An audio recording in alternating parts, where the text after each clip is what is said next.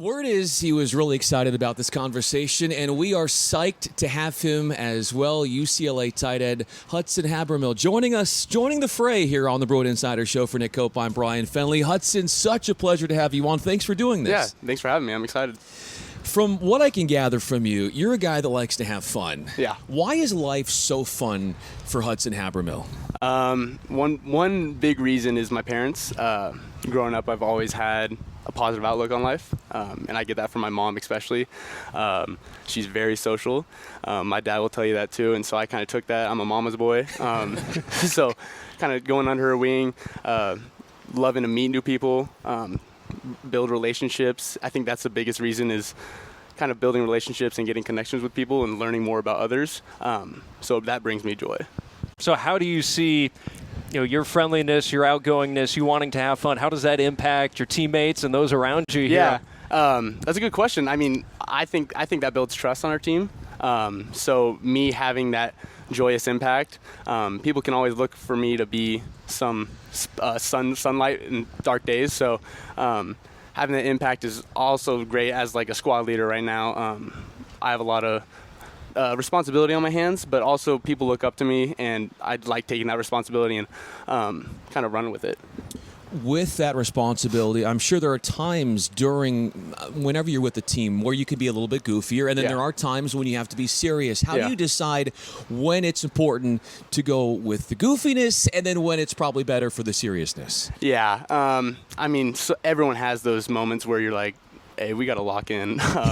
Sometimes you can't be laughing in certain situations. So it's easy to kind of judge the tone and the atmosphere. So maybe, I mean, obviously during practice, everyone's focused. It's a quick 2-hour, like, let's go in, out. But kind of when you're walking into class with some teammates, you're in the meeting rooms before meetings, that's the time where you can kind of catch up. And honestly, throughout the years I've been here, that's my favorite time, is getting to know my teammates, especially these transfers that come in, kind of welcoming them in and kind of really opening arms and getting to know them well. So with that idea in mind, coming off a tough game over the weekend, how have you seen everyone bounce back this week? Yeah, I mean, it's always tough losing. Everyone wants to win. And so Coach Kelly says it best. Every week is a one-game league. So we move right on to ASU. And a big thing with this team is we don't feel sorry for ourselves. And that's important because it is easy to kind of fall short and kind of drop your head after a loss. But what's important is how well you can move on to the next most important thing. So kind of having that culture already built in, it's easy to move on rather than, hey, guys, let's go. Like, everyone's their own leader in a way. The way in which that has shown itself out on the practice field, I know we're early in the week going into Arizona State, but how have you seen from yourself and your teammates clearly putting what happened last week behind you? Yeah, what's great is we practice Sunday. So in the past we had Sundays off, and so when you have a day to sit on the film, you're just like, I really want to break down this film and move on. It's easy to just put the game away, watch the film, make the corrections, and then move on right into Sunday night practice, where we really just move on to ASU, some corrections on the previous game. So that helps a lot. Because when Monday hits, we're already on to ASU completely. We're not talking about the last game. We're completely moved on, and it's a new week. What have you learned about yourself as a player, as a person throughout your time here? You've been here a while now. Yeah, it's crazy taking a step back and realizing, geez, this is my 5th season here. I've had so many great influences. My biggest is probably not only my coaches, but a big person in my life and my career here is Greg Dulcich. I like to follow his footsteps throughout life. I talk to him all the time. He's doing good. But, I mean, really, it's the biggest thing I learned is there's a lot more left in my potential, and to really never give up, because I know it's cliche saying that, but it's pretty crazy how far I've gotten, and there's a lot more left. Hudson Habermehl joining us on the Bruin Insider Show, the UCLA tight end. For Nick Cope, I'm Brian Fenley. What is your potential? Not only on the field, but off the field, I really strive to be great in everything. I really want the best out of not only myself, but others around me. And it's easy to say, but when that comes down on the field, it's doing my job.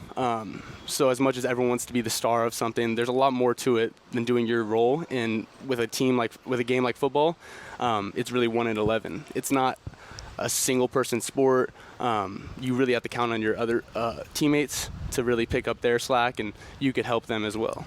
You mentioned being a leader among the tight ends. Is that something that you had to work at a little bit, or is leadership that something that kind of come naturally for you? Yeah, I'm actually taking a leadership class right now, and it's something, I think it's a trait or a skill you can really develop. When I got here, skinny walk-on, quiet, just kind of like watching, learning, wasn't very vocal, and as years progressed, I can really take that job, and like I said, the people in front of me, Devin Asiasi, Greg Dulcich, David Preby, you got all these guys that really taught me through their steps of not only how vocal they are, but through examples. So it's great having those people to kind of set the foundation and I could follow off of. When you're in that leadership course and you're sitting in as a student, what are you like as a student taking that class? So I love that class because it's interactive. Undergrad classes, oftentimes huge lectures, 300 people, you're kind of getting bored. You're just sitting up there listening to a lecture, great professors, but it's easy to kind of lose track of what's going on. When you're in these classes with 25, 30 people, I mean, you're locked in. And the professors are great. I got Dr. Howard and Dr. Donaldson in that class, and I'm there asking questions. So, hey, what do you think about this? What do you think about this? Meet with groups. So as a student, I love being interactive, social, and kind of attacking a conversation. And that's what I love about that course. As a former walk-on, do you remember the feeling when you got that scholarship, what that was like? Oh, gosh, best feeling I've ever had. It's probably the best accolade I've earned, and I say earned because there was a lot to it, a lot of hard work. That was definitely my favorite moment of my life so far. Yeah. When that happened, where were you, and how did you celebrate initially? So it was 2 spring balls ago. So at the end of 2 spring balls, going into the 2022 season, I got a text from Coach Bryce. He said, "Hey, come up. Coach Kelly wants to talk to you." And I'm like, oh gosh, what did I do? What did I do? So I'm thinking, like, I went to class, like I'm doing all this stuff, like what did I do? So I'm sitting in his office, and he's like, oh, Coach Kelly's ready for you. I go in there, and he let me know the news. And first thing I did, Mom and Dad, I got to tell them. And what's funny is they were together at the time, but I called my mom first, mama's boy. I called my mom first, and she didn't pick up. And then I called my dad, and he picked up. And then I was like, hey, are you guys together? Like, go on speaker. And then they were just like crying. And that was my favorite moment right there, is telling them. Because it's always nice being like, hey guys, like, you don't have to worry about this financially anymore. Like, my hard work has paid off. And then I went to my high school coaches. And then Coach Sage, who's at Nevada now, I talked to him because he was always my, like, big supporter. And then obviously Coach Ferris, I told him, but all my hometown friends. And you know what's funny is I didn't want to tell many people here, because the thing is a lot of my friends growing up in this program were also walk-ons. So I wanted to be humble and not be like, hey, like, look at me, I got this. So I actually didn't tell many people, and they didn't announce it, so not many people knew until months down the road. And part of that was my decision. I just didn't want to kind of feel like I was rubbing it in. But once they did find out, they were all happy for me. It's a great culture we have here. Scholarship walk-ons, it doesn't matter. Everyone's close. Yeah, there's been such a rich history just in the time you've been here of walk-ons becoming scholarship players, having big roles on this team. Greg Dulcich, of course, being one of them. But what do you think that says about this program to have that over these last 5-6 years? I think, like I said, the culture. Not many programs can say they've had walk-ons that have gotten the opportunity and really excelled with it. I think you guys had Josiah Norwood on here. Yep. So he's a great example of that. Alex Johnson as well. He's a great example. Both of them. You had both of them? Yeah. Great guys. Yeah, we love them. Yeah, so, I mean, there's just so many examples of guys contributing, and I think a lot has to do with culture, like I said.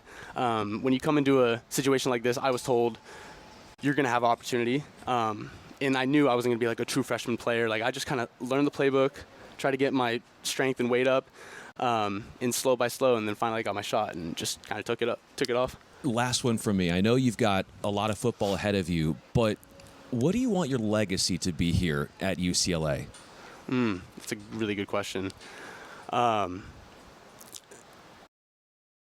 I would like to have my legacy left here at UCLA would be off the field, my connections with my teammates. It's easy to lose track of how rich conversations are, relationships are with teammates. And my dad always told me the guys you meet here at UCLA are going to be your lifelong friends, and I'm seeing it build. So what I want to be left with as a legacy here at UCLA is a proud alumni that can always look back and be proud of this program and team. All right, I got a fun one to end on. Okay. Great question, though, Brian. Best hair on this team. There's a lot of good candidates. Yeah. I know Carson coming in here this season has certainly given everyone a run for their money, but you're up there as well. Yeah, so when Carson got here, Coach Cavey and Coach Kelly were like, you got some competition. At that time, I had really long hair. Yeah, I was going to say, I trimmed it up before or after last season, but I'm growing it out right now. I mean, other than Carson Steele, who I think is the runaway front runner right there, when Moliki has his long hair, he's up there. There's a lot of guys. It might be you. I'm not going to say it's me. There's a lot of guys out there. I'm going to support a fellow tight end and say Carson Ryan and Moliki, when they let that flow hang, it's unstoppable. The hair is strong in the tight end room. Come on. Come on. Some of those guys, like Jack has a buzz cut, and then Church, he likes to keep it short. Same with Grant. But I was trying to get him, hey, guys, like, let's grow it out this season. They're like, no, it doesn't look good on me. I was like, let's just test it out.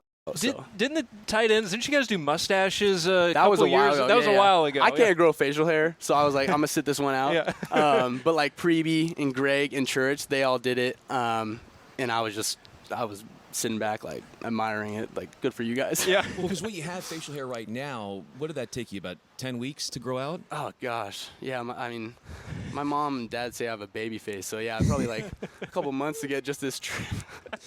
As we wrap up this conversation, we were asking you about the best hair, and you're deflecting to other people. That has been sort of a common denominator for who you are. It's not about you. It's about the team. It's about the culture. You are, though, a larger-than-life personality, and we've had so much fun having you on the Bruin Insider Show. For Nick Cope, I'm Brian Fenley, Hudson Habermehl. Thanks so much for doing this. Thank you. Thank you so much. It was great.